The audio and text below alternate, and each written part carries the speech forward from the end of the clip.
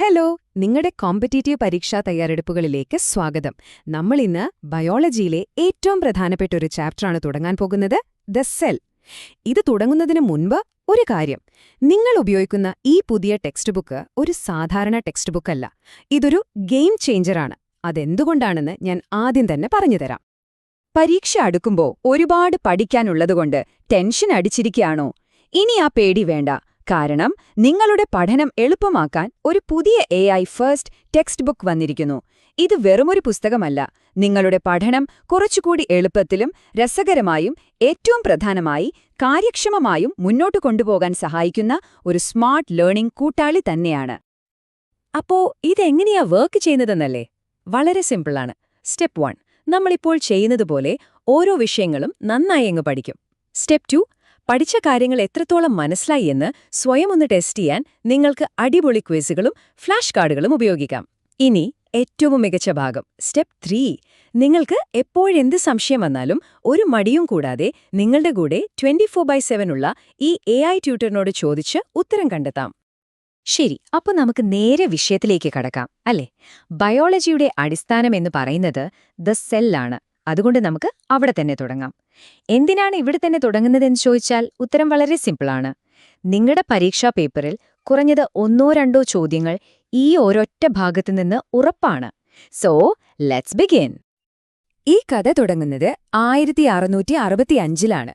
Robert hook എന്നൊരു ശാസ്ത്രജ്ഞൻ അന്നത്തെ ഒരു സിമ്പിൾ മൈക്രോസ്കോപ്പിലൂടെ ഒരു കോർക്കിന്റെ കഷ്ണം നോക്കിയപ്പോൾ തേനീച്ചക്കൂട് പോലെയുള്ള കുറെ ചെറിയ അറകൾ കണ്ടു. പണ്ടുകാലത്ത് സന്യാസിമാർ താമസിച്ചിരുന്ന ചെറിയ മുറികളെ ഓർമ്മിപ്പിച്ചതുകൊണ്ട് അദ്ദേഹം അതിനു സെൽസ് എന്ന് പേരിട്ടു. ഈ പേര്, വർഷം, ശാസ്ത്രജ്ഞന്റെ പേര്, ഇത് മൂന്നും നോട്ട് ചെയ്ത് വെച്ചോളൂ. പരീക്ഷയ്ക്ക് സ്ഥിരം വരുന്നൊരു ചോദ്യമാണ്. ഒരു സെല്ലിന്റെ ഉള്ളിലുള്ള സങ്കീർണമായ ഭാഗങ്ങളൊക്കെ ഓർത്തുവെക്കാൻ ഒരു ബുദ്ധിമുട്ടുണ്ടാകുമല്ലേ? അതിനൊരു എളുപ്പവഴിയുണ്ട്. നമുക്കൊരു സെല്ലിനെ ഒരു ചെറിയ ഫാക്ടറിയായി സങ്കൽപ്പിക്കാം. ഏതൊരു ഫാക്ടറിക്കും ഒരു സെക്യൂരിറ്റി ഗേറ്റും ജോലികൾ നടക്കുന്ന ഒരു ഫ്ലോറും പിന്നെ എല്ലാം നിയന്ത്രിക്കുന്ന ഒരു സിഇഒയുടെ ഓഫീസും ഉണ്ടാകുമല്ലോ. അതുപോലെ തന്നെയാണ് നമ്മുടെ സെല്ലും. നമുക്ക് നോക്കാം. അപ്പൊ ഈ ഫാക്ടറിയിലെ പ്രധാനപ്പെട്ട ആളുകളെ പരിചയപ്പെടാം. ഫാക്ടറിയുടെ സെക്യൂരിറ്റി ഗേറ്റാണ് സെൽ മെംബ്രെയിൻ. ജോലികളെല്ലാം നടക്കുന്ന മെയിൻ ഫ്ലോറാണ് സൈറ്റോപ്ലാസം. പിന്നെ എല്ലാത്തിനെയും നിയന്ത്രിക്കുന്ന സിഇഒയുടെ ഓഫീസ്, അതാണ് സെല്ലിന്റെ തലച്ചോറെന്ന് പറയുന്ന ന്യൂക്ലിയസ്. പരീക്ഷ ഇംഗ്ലീഷിലായതുകൊണ്ട് ഈ ഇംഗ്ലീഷ് പേരുകൾ കൃത്യമായി ഓർത്തുവെക്കണം കേട്ടോ. ആദ്യം നമുക്ക് സെൽ മെംബ്രെയിനെക്കുറിച്ച് സംസാരിക്കാം.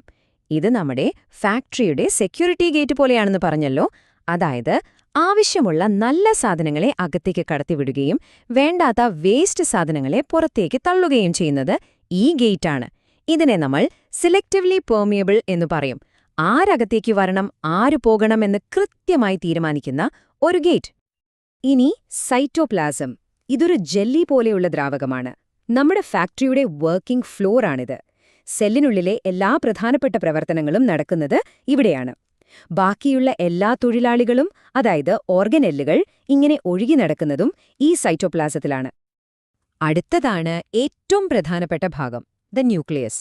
ഇതാണ് നമ്മുടെ സെല്ലിന്റെ കൺട്രോൾ സെന്റർ, അല്ലെങ്കിൽ ഫാക്ടറിയിലെ സിഇഒയുടെ ഓഫീസ്. എന്തുകൊണ്ടാണെന്നറിയാമോ? കാരണം നമ്മുടെ ശരീരത്തിന്റെ മുഴുവൻ ബ്ലൂപ്രിന്റും, അതായത് DNA, സൂക്ഷിച്ചു വെച്ചിരിക്കുന്നത് ഇവിടെയാണ്. ഒരു സെൽ എന്ത് ചെയ്യണം, എങ്ങനെ വളരണം എന്നൊക്കെയുള്ള ഓർഡറുകൾ പോകുന്നത് ഈ ന്യൂക്ലിയസിൽ നിന്നാണ്. ഓക്കെ, ഇതുവരെ പറഞ്ഞത് ബേസിക്സ്. ഇനി നമ്മൾ പോകുന്നത് എക്സാമിന്റെ ഒരു ഫേവററ്റ് ഏരിയയിലേക്കാണ്. നമ്മുടെ ഫാക്ടറി ഫ്ലോറിലെ തൊഴിലാളികളെന്ന് വിളിക്കാവുന്ന ചില പ്രധാനപ്പെട്ട ഓർഗനെല്ലുകളെ നമുക്ക് പരിചയപ്പെടാം. ഇവയുടെ വിളിപ്പേരുകൾ പരീക്ഷയിലെ സ്ഥിരം ചോദ്യങ്ങളാണ്. ശ്രദ്ധിച്ചു കേൾക്കണം. ഇതിലെ ആദ്യത്തെ സൂപ്പർസ്റ്റാറാണ് മൈറ്റോകോൺഡ്രിയ. ഞാനൊരു കാര്യം പറയാം. ഈ ചാപ്റ്ററിൽ നിന്ന് ഒരൊറ്റ കാര്യം മാത്രം ഓർത്തുവയ്ക്കാൻ പറ്റുമെങ്കിൽ അതിതായിരിക്കണം. Mitochondria is the powerhouse of the cell. ഇത് 100% ഉറപ്പുള്ളൊരു പരീക്ഷാ ചോദ്യമാണ്. ഒരു കാരണവശാലും മറക്കരുത്.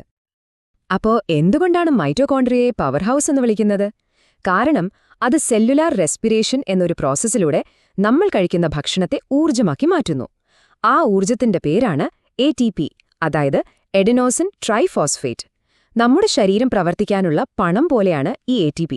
നമ്മൾ ചിന്തിക്കുന്നതിനും ഓടുന്നതിനും ശ്വാസമിടുന്നതിനുമൊക്കെ ഈ ATP വേണം.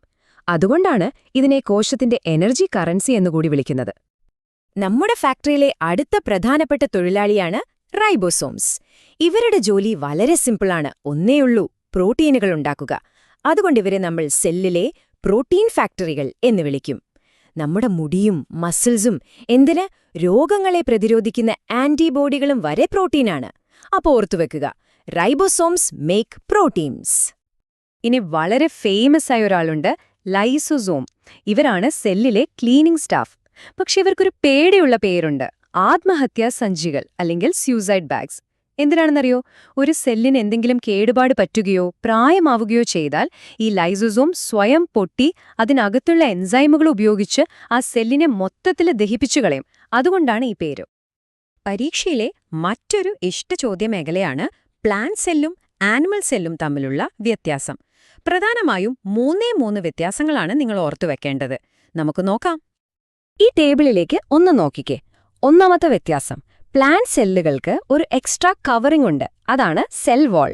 ഇത് സെല്ലുലോസ് കൊണ്ടാണ് ഉണ്ടാക്കിയിരിക്കുന്നത്. ആനിമൽ സെല്ലിന് ഇതില്ല. രണ്ടാമത്തേത്, പ്ലാന്റ്സിന് സ്വന്തമായി ഫുഡ് ഉണ്ടാക്കാൻ സഹായിക്കുന്ന ക്ലോറോപ്ലാസ്റ്റ്സ്, ഫോട്ടോസിന്തസിസ് നടക്കുന്നതിവിടെയാണ്. ആനിമൽ സെല്ലിന് ഇതില്ല. മൂന്നാമത്തേത്, പ്ലാന്റ് സെല്ലിൽ വെള്ളവും മറ്റും സംഭരിക്കാൻ ഒരു വലിയ സെൻട്രൽ വാക്യൂളുണ്ട്. ആനിമൽ സെല്ലിൽ ഇതൊന്നുകിൽ വളരെ ചെറുതായിരിക്കും, അല്ലെങ്കിൽ ഉണ്ടാവുകയേയില്ല. ഓക്കെ, നമ്മൾ പ്രധാനപ്പെട്ട കാര്യങ്ങളെല്ലാം പഠിച്ചു കഴിഞ്ഞു. ഇനി പഠിച്ചതൊക്കെ ഓർമ്മയുണ്ടോ എന്ന് നോക്കിയാലോ? ഒരു ചെറിയ ടെസ്റ്റ്. റെഡിയല്ലേ? നമ്മുടെ ടെക്സ്റ്റ് ബുക്കിലെ ക്വിസുകൾ എങ്ങനെയായിരിക്കുമെന്നതിന്റെ ഒരു സാമ്പിൾ കൂടിയാണിത്. ആദ്യത്തെ ചോദ്യം, ഏത് ഓർഗനലാണ് powerhouse of the cell എന്നറിയപ്പെടുന്നത്? ഒന്ന് ഓർത്തു നോക്കിക്കേ.